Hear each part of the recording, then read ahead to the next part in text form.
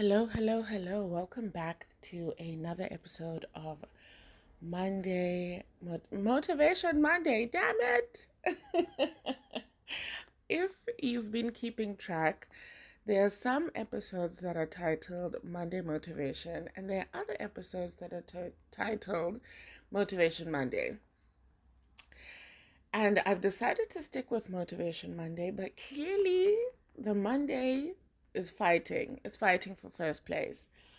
Anyway, that's neither here nor there. The point is, this week we will be talking about just this year that has passed, you know? Um, because wow, I don't know about you, but this has been a year. It went by very quickly, but also it was painstakingly slow. I felt every single minute. Well, technically I didn't because I tend to dissociate, but that's neither here nor there. The point is, we were here for all of it. We were here for all of it. And when I think back, when I look back at this year, there are some things that happened that I can't even believe happened this year. It feels like it happened such a long time ago. Like, oh my gosh, that happened this year, you know? And I really do wish I was better at keeping a journal. And I think, one of these days I'll, make a post about my relationship with journaling and how it really helps and you know, how fickle I've been with it, and how fickle I've been with many things that have proven to be helpful, and maybe why I do that. I'm also reading another book that I'd like to talk to all of you about. But yeah, I think there's several books that we need to discuss, which is exciting because actually having books to talk about here has um, been the motivation that I needed to get back into reading, even though the subject matter has changed. Um, and the books that I'm reading, or the books that I have been reading lately, haven't been, the spicy novels that I'm, used to reading. And when I mean spicy, I don't mean smart books, although I am trying to get into smart. So if anyone has any good recommendations, I'd gladly appreciate them. But I used to read drama, thriller, crime, mystery type horror. Oh, horrors were my faves. And those are the type of books that I read. But I've been really focused on working on myself and hearing different perspectives and getting insight on the mind and life and how to do this thing called living a little bit better, how to make it a little more tolerable, and how to essentially, build a life worth living. So, yeah, um, and it has been an interesting journey. Um, One of the books that I read that I haven't mentioned yet has been really triggering, and I've had to put it down multiple times and really just gather myself and come back to it and whatever. Anyway, I'm rambling, I know. Um but yeah, we're on 19 episodes, and the level of anxiety that I had making the first episode and how much pressure I had put on myself to make the first episode perfect, how I had made a little pillow fort for myself, and I was lying in this really uncomfortable position, and I was trying to make sure that my voice was smooth and all these things, that I didn't feel as much as I was saying everything that I wanted to say. I didn't think I was expressing myself in my most authentic way. I'm not always hyper, high energy, animated, but I'm definitely not, Mrs. Sultry Sounds, bedroom voice, midnight radio. That's not me. But I was just trying very hard to be heard and drown out the sound of my neighbors, having their umpteenth party of the month. But yeah, yeah, even with this podcast alone, I think um, things have changed. The audio is a lot clearer. I mean, come on. Shout out to my brother once again. But yeah, we've been keeping it under an hour. I mean, hello. We've added the agony aunts, and yeah, I'm actually quite proud of myself. I completed a 30-day writing challenge, and I thoroughly enjoyed the stories that I wrote there. And I think the reason why I'm sharing all of these things is sometimes we tend to focus on the negatives. You know, we tend to have this mentality that like one bad thing happens and we suddenly declare the day as a bad day, you know? And then because you've had a bad day, you then have a bad week. And then it just becomes a bad month all around. And before you know it, 2023 was a shit year, you know? Um, and it happens so quickly and it happens without even thinking. You, I don't know why. And I guess, maybe I do kind of maybe understand why, in the sense that we, I guess, as the human animal, we do have to look out for threats and dangers, right? That safety is not something that we have to be on high alert for, right? Good times are not things that we have to be on high alert for, because good times are not a threat. So those things kind of end up existing in our blind spots, right? Because what we really need to be focusing on are potential threats, potential dangers, and that's that, right? And then once you've identified a threat, once you've identified, some sort of danger, then it's your job to remember that threat so that you know how to identify it better next time, and avoid it. And you know what I mean? So that you don't find yourself being threatened by the same thing twice, right? And I think as the human animal, right, in terms of like physical threats and all of those things, that tool is useful. But unfortunately, when it comes to like emotional things, psychological things, all of that, sometimes the brain doesn't know the difference between a physical threat, right? Something that could actually kill me, and, like an emotional threat. And I'm not saying that emotional threats can't kill you, right?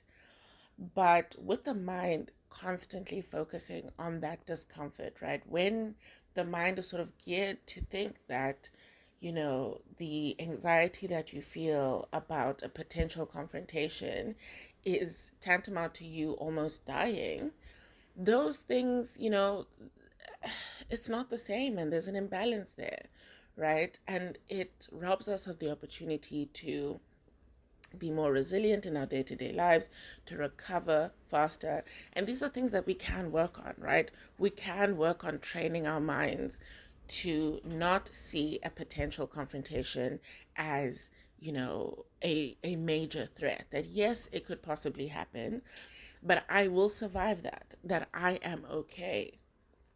And something that I saw on Instagram somewhere, and I will really try and find it and link it in the bio if I do.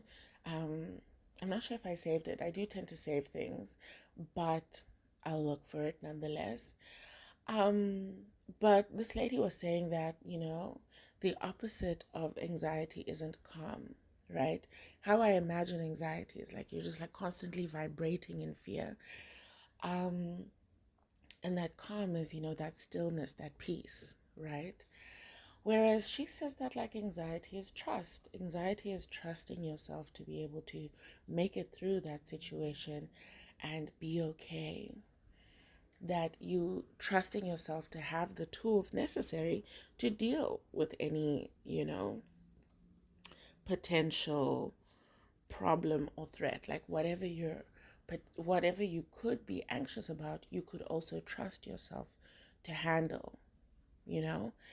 And I think that will take a lot of work. It will take a lot of work to just, it's not a thing where you just like snap and then boom, you just trust yourself now, you know. But I think one way that we can work on trusting ourselves and building that trust is looking back on the year, right? And maybe, yeah, looking at all the terrible things that happened, but then not just focusing on that singular moment and all the feelings and terror that happened in that moment, but then look at the moments that followed, right? Look at everything that followed that has now led you to this moment here. That even that awkward thing that happened in January, where you wanted the floor to open up and just swallow you whole, you didn't think that you would ever make it back from that huge embarrassment, from that, that big situation, whatever it is, but you're here now. It's the end of the year. That thing happened in January, and at the time it felt like it was the end of the world, but the world didn't end. You're here. You know what I mean?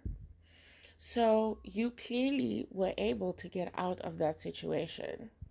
You were clearly able to make some sort of change, and now you're here. And that problem isn't there anymore. You might have another problem. It might have reared its ugly head back again, but then you were able to deal with it again. You know what I mean? So what I'm basically saying is that when we're looking back at the year, and I know, oh, Jesus, I know, fuck, we're tired. I don't know about you, but I am fucking exhausted. And I've been plotting in my mind, when is the Monday motivation going to take a bit of a break? You know what I mean? So I can refresh my mind, refresh my soul, just refresh everything, refresh the milk in my fridge. All of that. Okay, maybe not the milk. I don't drink milk, and I haven't had milk in a very long time, actually. I can't remember the last time I've had milk. But that's neither here nor there. The point is, we all need to refresh, right? But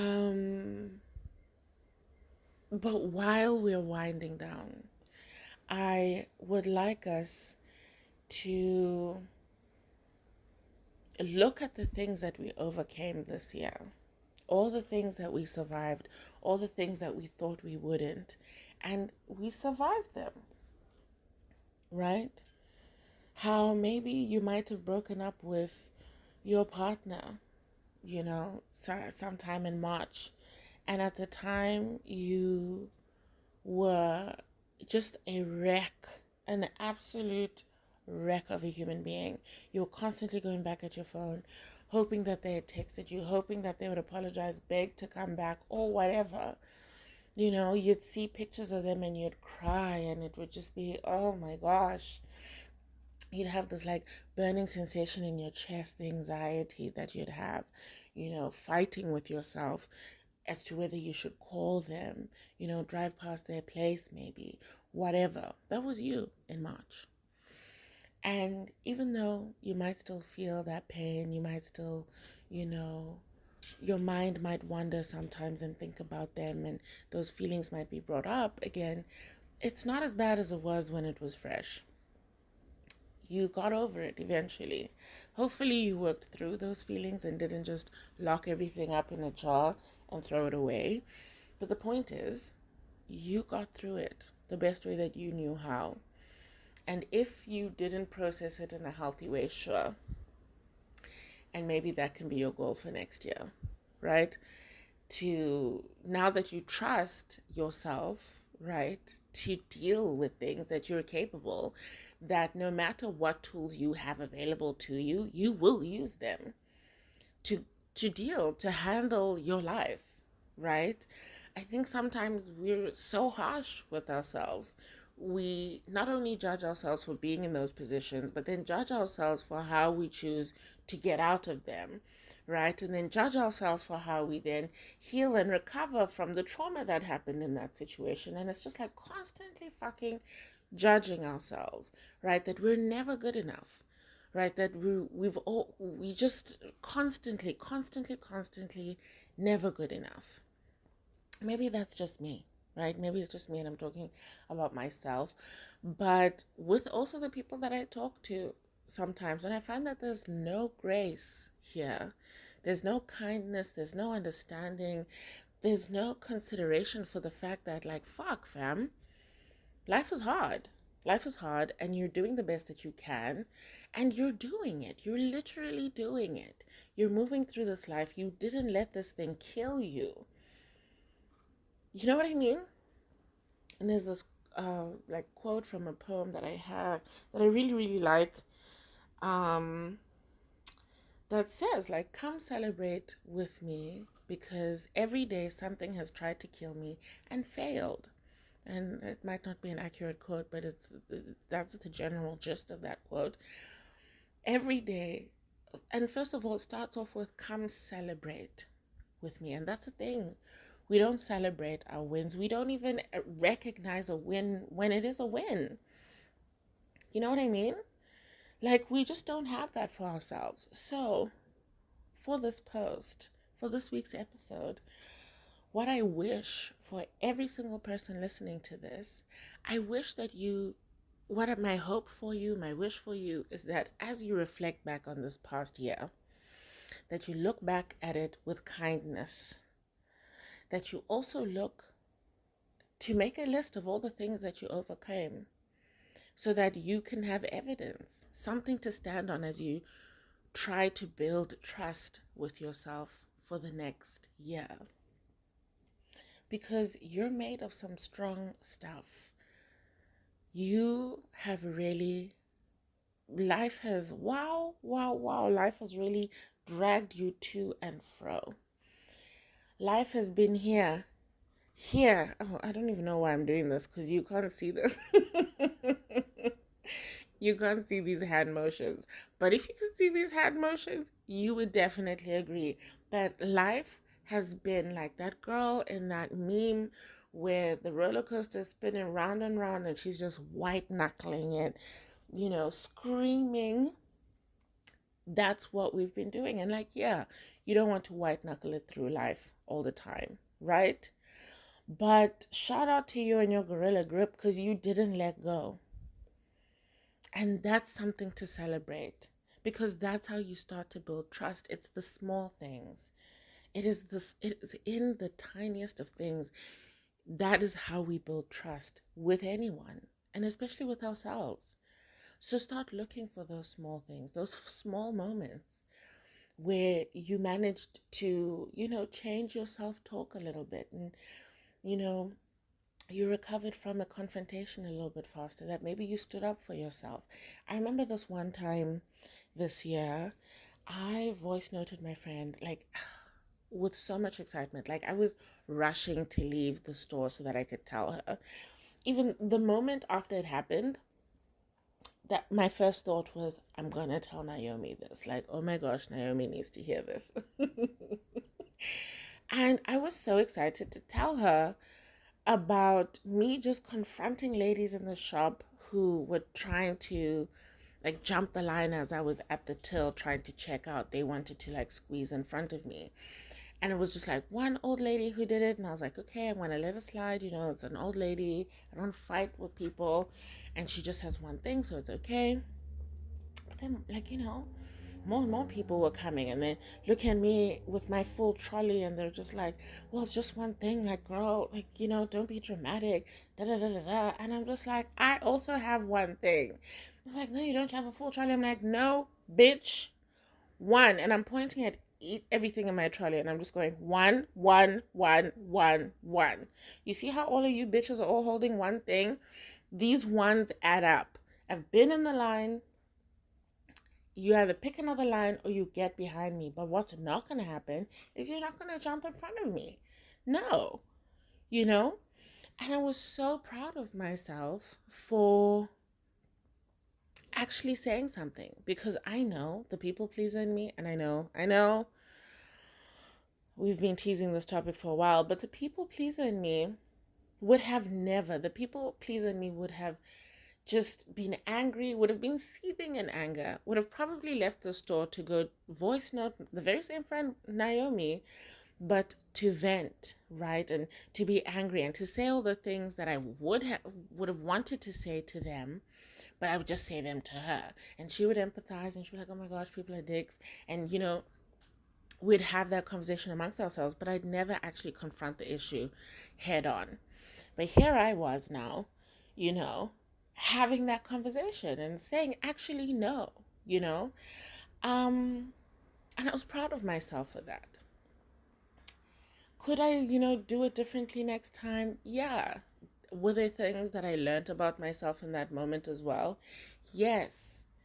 Yes, I did. What I learned about myself is that oftentimes the only time I have the energy, or not the energy, but the only time I have like the courage to speak up for myself is when I'm absolutely angry, like when I'm boiling with anger.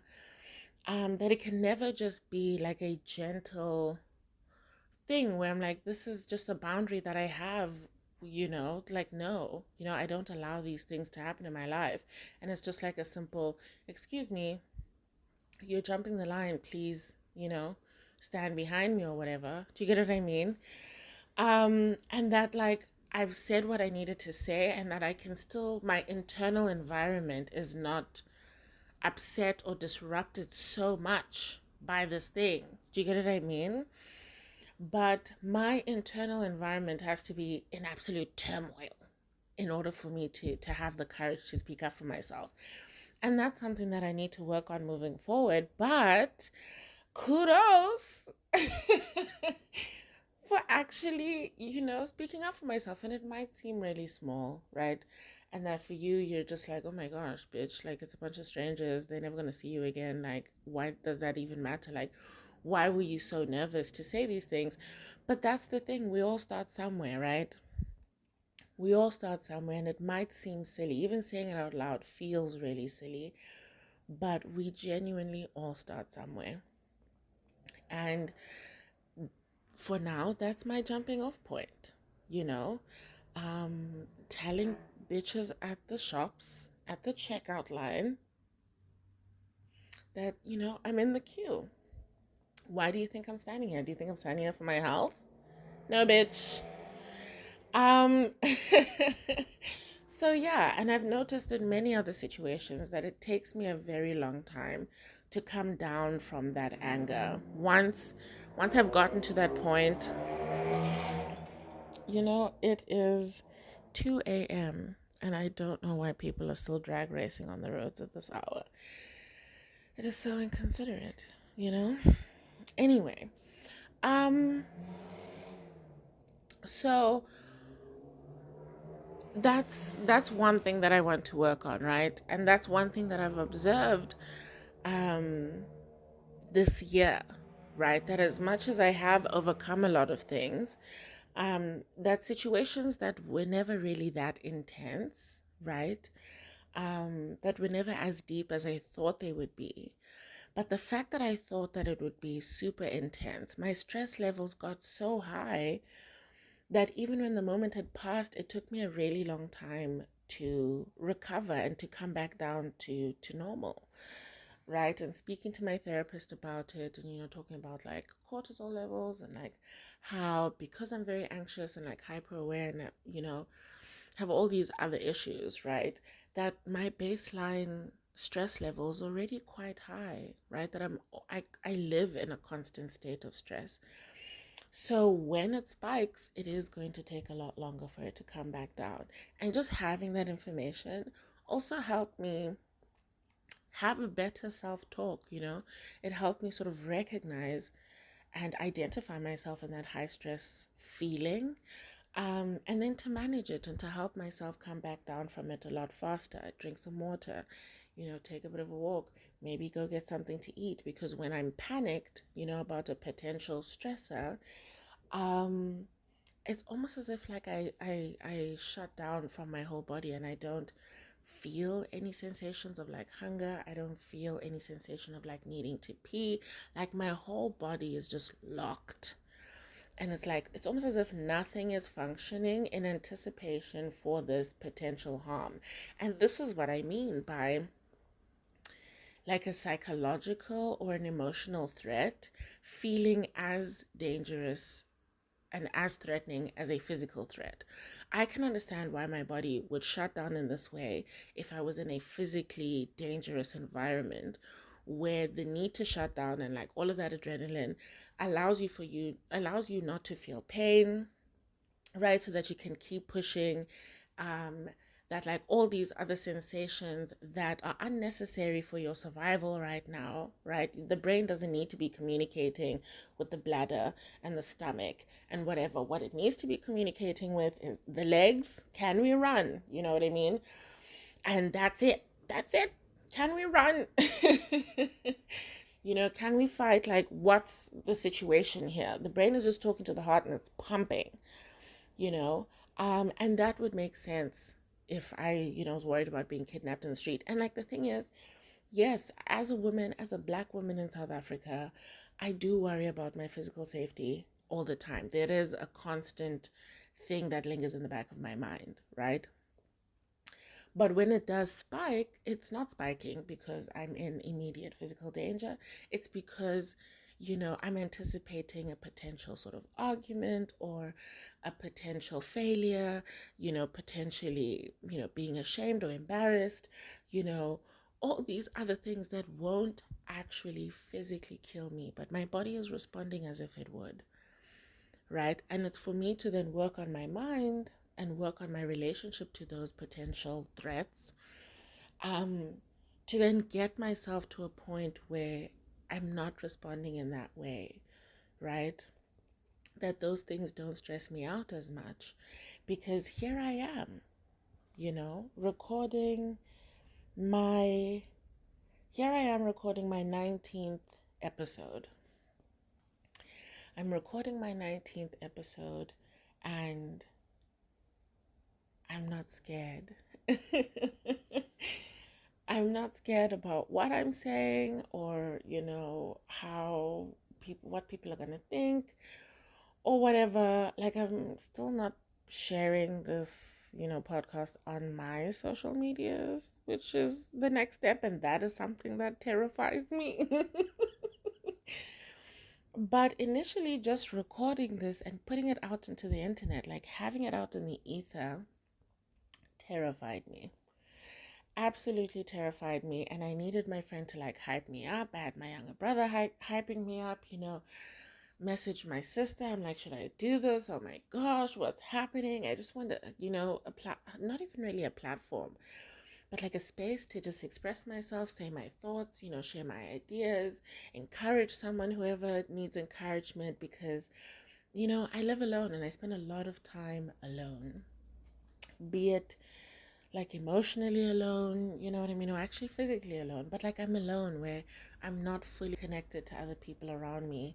And sometimes you just need someone to tell you that it's going to be okay. Sometimes you need someone you can relate to, so that you feel less alone in the world. And I thought that, let me provide that service that I so desperately need, right? I would love to listen to a podcast where it's just someone just chatting shit about whatever's going on, whatever's on their mind, in like an honest and non-expert way, right? That like, this is the information that I have right now. If I have any more, I'll come back, I'll circle back. um, but yeah, you know, so as much as that desire was there, the fear almost crippled me. And if it wasn't for the people that I do have in my life who encouraged me to take that first step and then the second step and then the third, it would have never happened. It would have never happened. And I would never have gotten to this point where now speaking my thoughts and sending it out into the ether doesn't feel life threatening anymore, you know? And I guess this weird form of exposure therapy works for me. But, sometimes you just have to do it slowly. And sometimes you also just need to observe yourself and see that you have actually been doing it this whole time, you know, that you have been conquering these demons this whole time, that it hasn't really looked, or you never really sort of saw them that way, but you've been conquering these demons time and time again, but you've never been giving yourself the credit. You didn't give yourself the credit. You never acknowledged the work that you were doing. You don't sort of track yourself after the inciting incident. Instead, you just stay in that shame cycle, frustrated and angry at yourself for ever being in that situation in the first place, and you cannot control everything. You cannot control life. You cannot control how people, act. You cannot control how people react to you expressing yourself or whatever, right? There are very few things in this life that you can control. But you're here, navigating and surviving all of it all the time. So that's my homework for you, I guess. And homework for myself as well. And I think it would definitely have been a lot easier if I fucking journaled the whole year, because now I can't remember most of the year. And I'm really grateful that I at least take pictures all the time and stuff. Well, not all the time, but I'll take pictures and then I can like remember things that were happening around that time, even if it wasn't specifically that day. But like what the vibe was or whatever, and I can go back through old chats like with my friends and listen to voice notes that I sent them and stuff like that, because my friends are basically my diaries at this point. um but yeah, find whatever method that you have to go over the year and kind of relive it, but from a distance, right? Just like sort of observe the year and look for those things that you overcame. Make a list of all the things that you survived this year. Make a list. Make a list of every single thing that you survived this year, things that you thought that would kill you, and celebrate yourself. Celebrate, because every day something tried to kill you and failed. And it didn't fail because the thing that tried to kill you was inadequate. It failed because you were stronger. And that's all I want for you to know. I want you to know that you are strong and that you are capable and that you have everything that it takes to build the life that you want and to survive future hurdles, future obstacles, future everything, that you have the means, you have the ability for it all. You are entirely capable as you exist right now. That the tools that you have available to you will get you through. They might not get you through in the best way, but you also have the tools to sharpen yourself, sharpen your skills, and adjust and adapt. You have all of that within you. It exists already. You don't have to become someone else.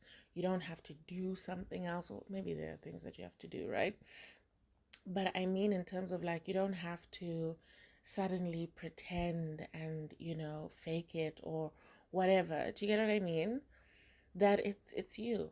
It's you, and all you need to do is trust yourself. Trust yourself enough to speak up for yourself when necessary. Trust yourself enough to take that risk, to do the thing that you've always dreamed of doing but have never had the courage to do. Trust yourself enough to know that whatever the reaction is, that you can recover from it, that you can survive other people's reaction to your thoughts, to your opinions, to your boundaries, right? Trust yourself enough to defend yourself. I think that is a big one for me. Someone else that I follow, who I definitely saved that reel, so I'll add it to the description of this episode, where she mentions, trusting yourself, trusting your narrative, trusting your perspective enough to go to war for yourself. I think sometimes we we undermine ourselves by trying to be level-headed, even in our experience of things. That your experience of your life or your experience of any situation doesn't have to be level-headed and reasonable and whatever, right? It's not a peer-reviewed experience. It was you were there, you experienced it, and your experience of that situation is valid, right? If you have a need to express your experience of that thing, you don't have to undermine yourself by saying, well, and I understand that it could have been this and it could have and it could have and it could have. No, this is what I experienced. And I trust the other person, or trust yourself enough to be able to then engage in whatever the other person has to offer in terms of their experience, right? And their perspective. But trust yourself. Trust yourself, trust your perspective. And, if you then see that, like, okay, things are a little faulty, trust yourself to readjust. But yeah, I've said trust yourself too many times now, and it's starting to get awkward. And we are still under the 40-minute mark, which I think is good, I think I was overreaching before, trying to get every episode to be 20 minutes.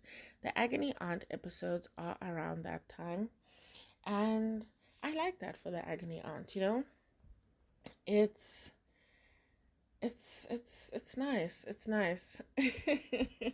And I think you will enjoy the upcoming episodes. I have recorded all the way to episode 10, I think. Which was really interesting because I recorded a special episode for episode 10. So stick around. There's some interesting things happening here. And even if you decide fuck it, I'm tired of this bitch and repeating herself 500 times, that's Gucci. Thanks for listening anyway. And I'll see you next time. So let's listen to the outro and have ourselves a good week. Goodbye. Alrighty, now that we have trusted ourselves, let's get into what next week's topic is going to be. So, obviously, is a Christmas time for those of you who celebrate, who observe, who do whatever, be it maybe Hanukkah or what is that other one that I hear in movies that is like a Black Christmas? It is going to bother me because I do know it. And it's almost as if it starts with a K. I don't know why I think it starts with a K. But anyway, that's neither here nor there. Next week, we will be talking about, I guess, the highs and lows of going back home. And for that one, I'll be keeping it brief because obviously it's the festive season. We're off, our normal work routine. So we're not really, you want something bite-sized, maybe something to just, encourage you to face your family or whatever. If you're spending Christmas alone, you might need a little something to get you through it, to think of some ideas. So I will try to keep it brief, but that's what next week's topic is going to be. And then, the following topic, we will talk about, New Year's and goal setting and all of those fantastic things. And then after that, we are taking a break. So episode 21 will be our last episode for this season. And then we'll take a bit of a sabbatical and we will return renewed, refreshed, and rejuvenated. I love you all very much. Have a good week and goodbye.